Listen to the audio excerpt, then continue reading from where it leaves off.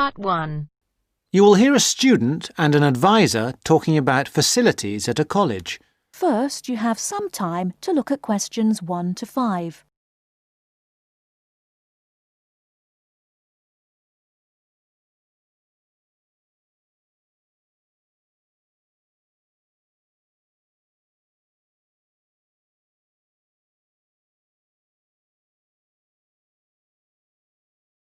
Now we shall begin. You should answer the questions as you listen, because you will not hear the recording a second time. Listen carefully and answer questions 1 to 5. Hi, I wonder if you could help me. I'm starting a course at Glenfield in a few weeks. I was just a bit worried about what facilities there will be and what I'll have to do. I'm especially interested in health and welfare stuff. Certainly. We normally send out a copy of our leaflet, Staying Healthy at Glenfield. I'm not sure why you haven't had it.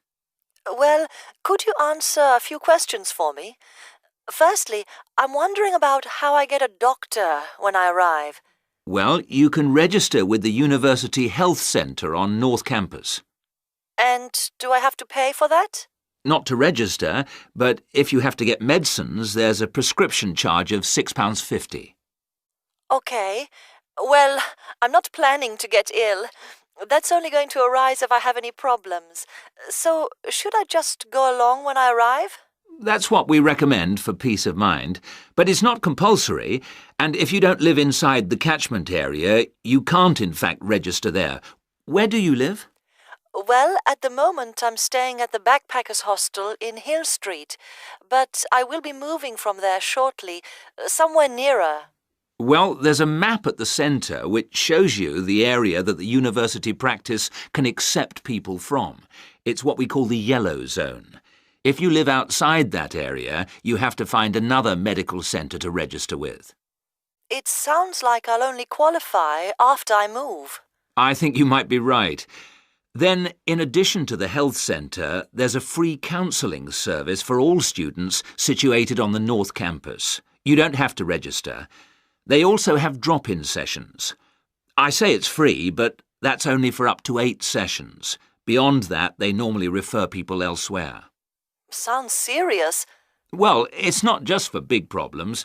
People go there for advice on housing, workload, whatever, really. They can even arrange financial help. Is it confidential? Absolutely. Then again, a lot of students prefer to phone the Nightline service, which is run from an office on the central campus. They don't really encourage people to drop in. I see. So it's basically a free phone line.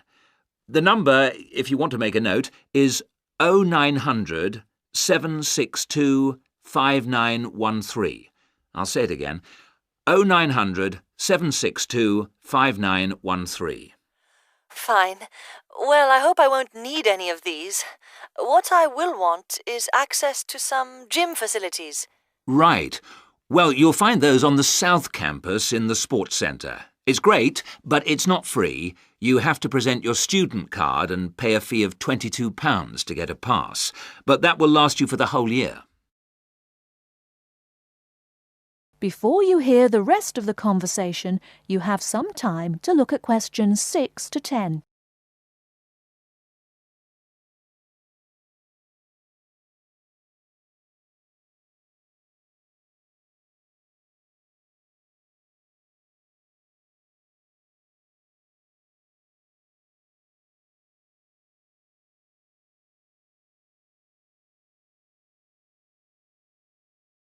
Now listen and answer questions 6 to 10.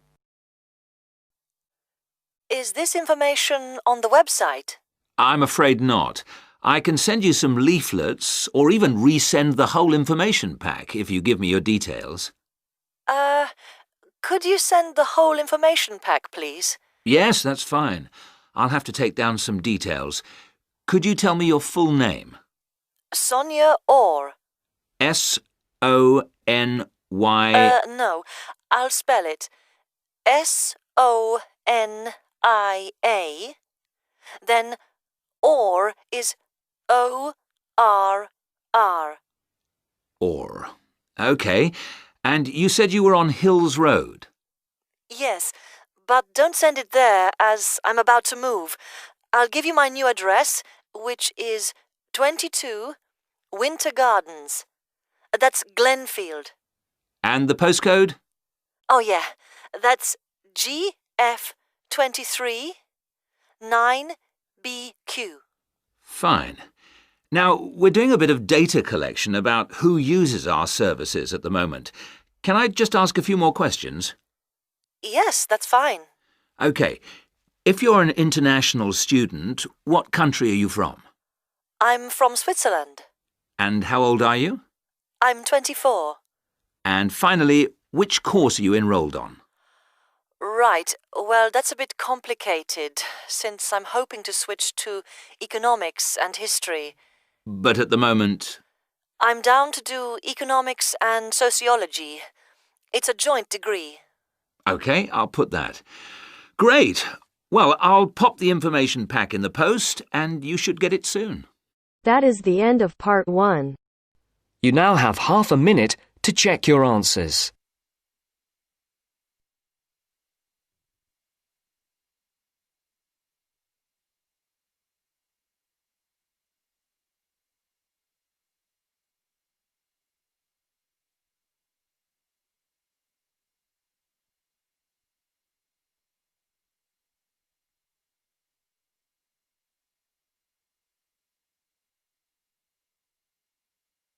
Now turns to part 2. Part 2. You hear a club leader giving information to a group of young people who are planning to do a 2-week holiday course at the Tamerton Centre. First, you have some time to look at questions 11 to 15.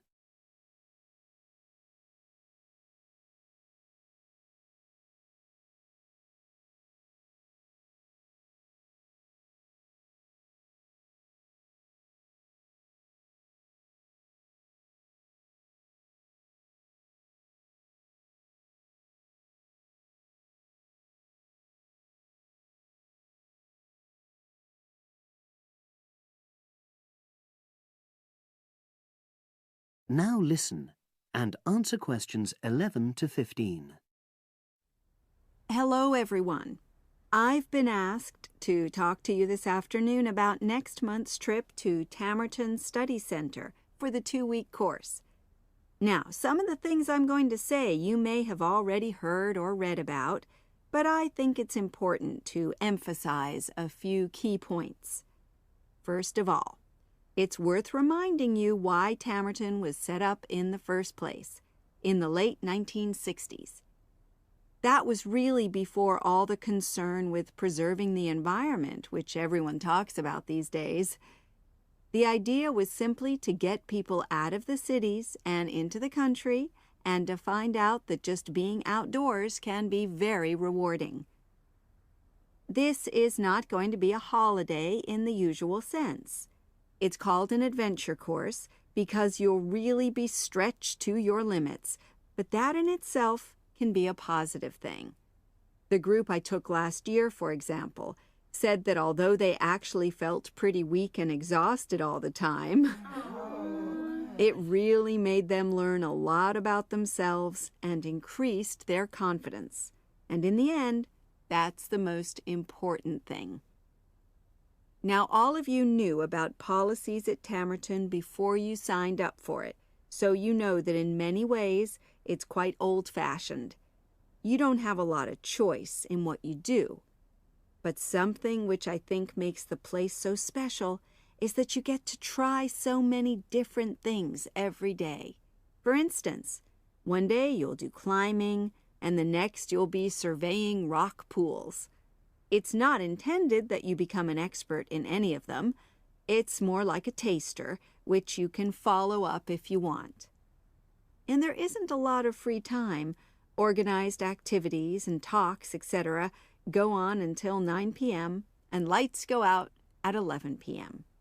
There are table tennis tables with all the equipment and board games, though I have to say the pieces often go missing, so it's a good idea to take your own. There's a DVD player with a good selection of films suitable for this age group, so don't take yours. Bedtime at 11 p.m. is strictly enforced, and there's a good reason for this.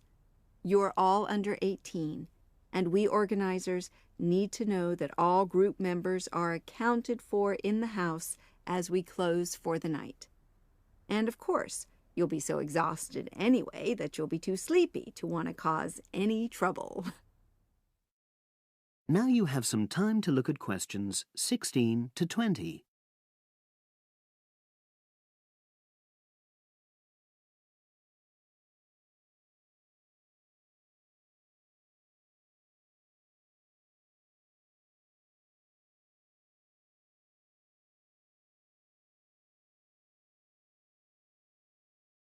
Now listen and answer questions 16 to 20. Now, what should you pack? The information sheet tells you a lot about what clothing to bring. But what about other things? Well, Tamerton House has its own small shop, but anything there is several miles away, so you won't have many opportunities for buying supplies. So in this last part of my talk, I'm going to explain what objects you should take with you to the center, what you can take if you want, and also, very importantly, what you cannot take.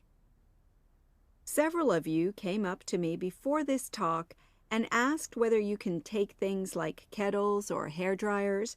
The answer is there are plenty of these electrical appliances available in the center, and they are of the proper voltage and are checked regularly. Yours may not be, so the rules at Tamerton say you can't bring them into the center because it's considered a fire risk. Remember, it's a very old house. Now, another question was about cell phones. Although you definitely can't have them on during inside talks, you equally definitely need them when you're out on exercises. So they're a must, I'm afraid. Anybody who wishes to talk to me about borrowing a phone for the fortnight, please see me after this talk. Now, the weather's heating up at the moment, and you'll be outdoors a great deal. If you wear proper clothing, especially a hat, sun cream is optional. Also, they sell high-factor cream in the shop, so you don't have to take any of your own unless there's a special kind you use. Now, there's a special note about things like deodorants, which come in aerosol cans. I need to tell you that these are banned in the center because apparently they have the habit of setting off the fire alarms. If you want to take an aerosol can, you'll actually be at risk of being told to leave. And finally, people have been asking about whether they need to take towels. Well, the center does provide 1 towel per guest, which you're required to wash yourself. If you're happy with that, then don't bring another. If not, take one of your own. Just remember how much outdoor exercise you'll be doing and how dirty and wet you'll be getting. That is the end of part 2. You now have half a minute to check your answers.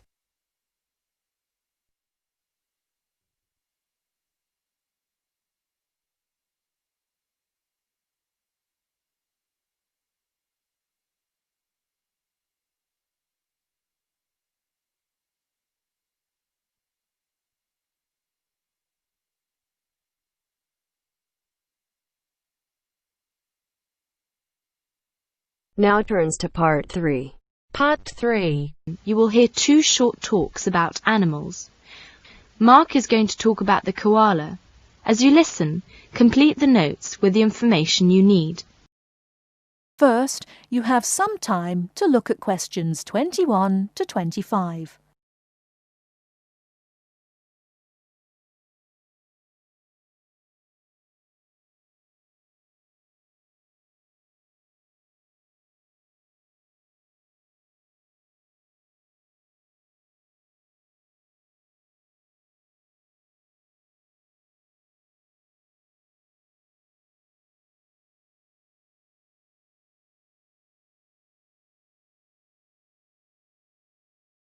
Now listen carefully and answer questions 21 to 25. Good afternoon. Today we'll have two students, Mark and Philip, to talk about animals. Mark will be the first. Mark, please get straight down to business. Right. As you know, Australia has many unique species of animals due to its long geographical isolation, such as kangaroos, wallabies, koalas, wombats, dingoes, possums, platypuses, spiny anteteras, and so on. Today, I'm going to talk about koalas. The koala is a sluggish, tailless, furry, arboreal marsupial. Koalas are different from state to state in colour and build, probably because of differences in climate and diet. In Queensland, for example, koalas typically have a red dish or tawny colour. In New South Wales, koalas are greyish with ash-like flecking. In Victoria, they tend to be heavily built, with a shaggy coat of a brownish colour. Koalas tend to be solitary creatures. They come together to mate in spring and early summer. At mating time, the males are noisy and quarrelsome. Before you hear the rest of the talk, you have some time to look at questions 26 to 30.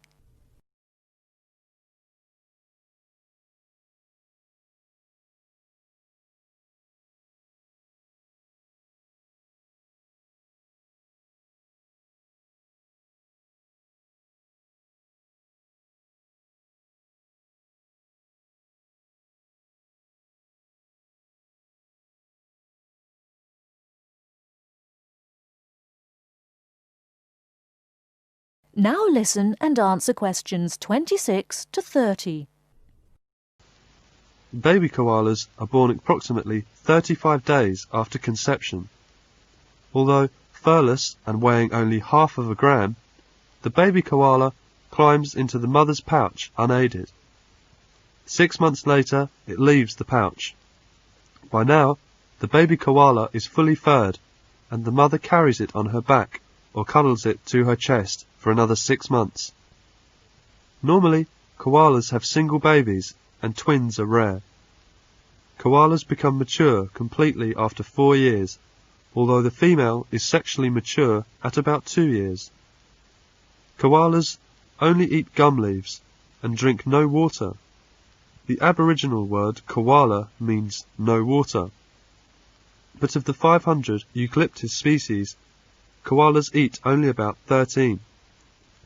The koala's digestive system enables it to survive on a diet of gum leaves, which consist largely of fibre, which have a very low protein content. An adult koala eats around 1 kilo of leaves a day. In the wild, it is thought that the koala lives for about 10 years, although koalas in zoos may live for 20 years.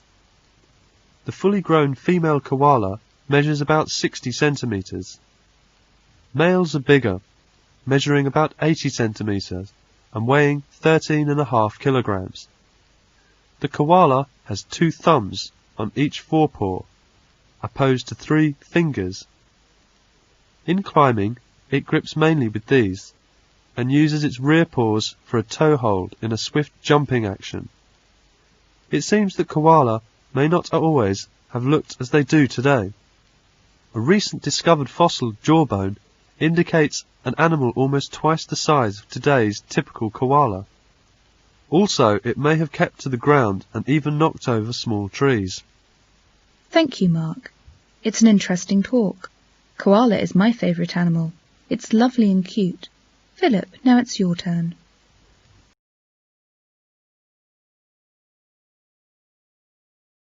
That is the end of part 3. You now have half a minute to check your answers.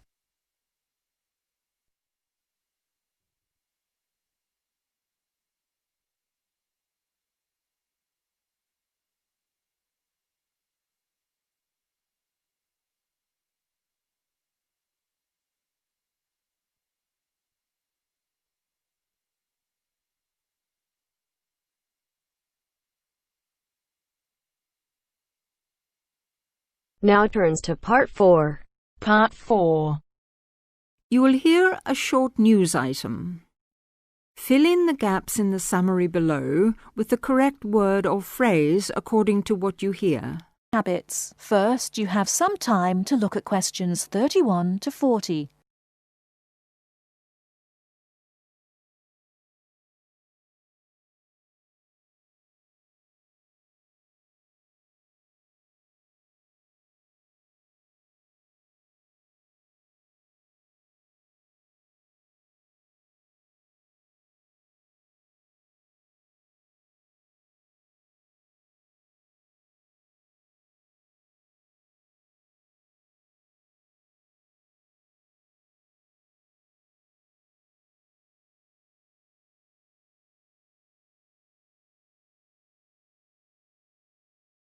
Now, listen carefully and answer questions 31 to 40.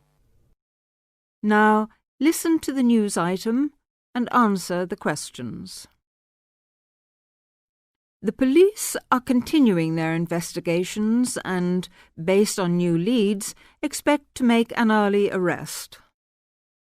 The drought in northern THR continues to worsen, with tens of thousands of hectares of once lush pastoral land having now been without a single drop of rain for over 11 months.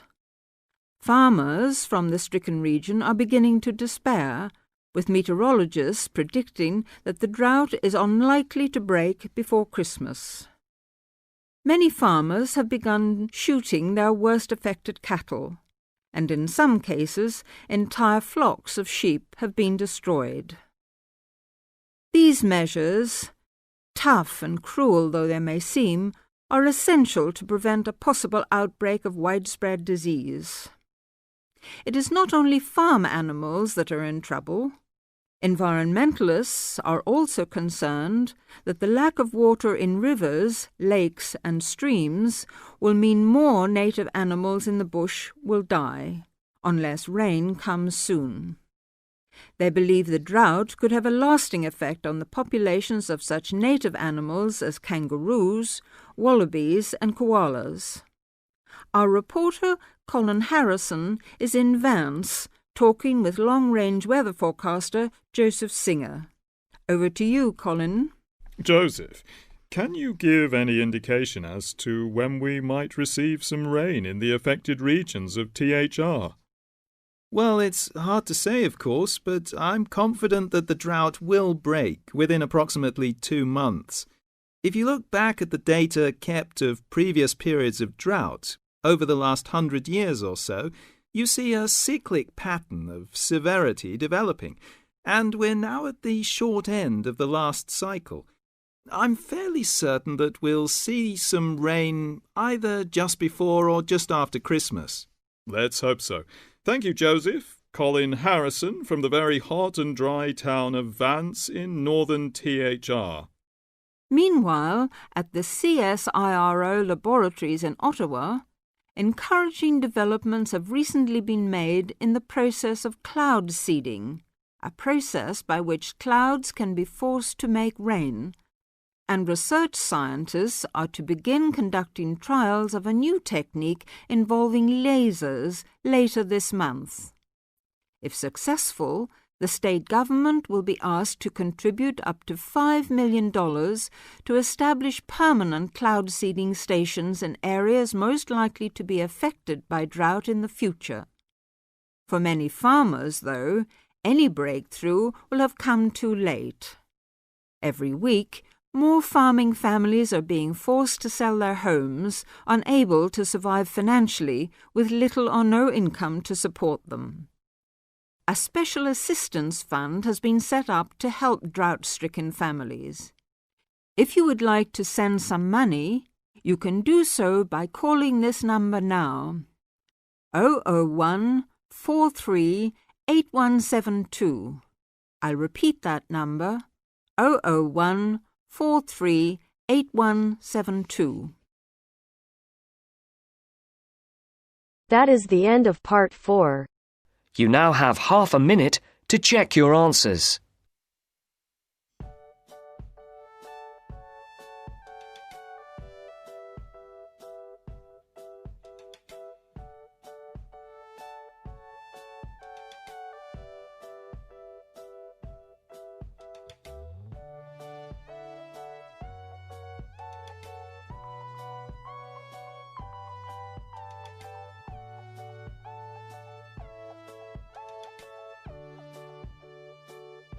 That is the end of the test.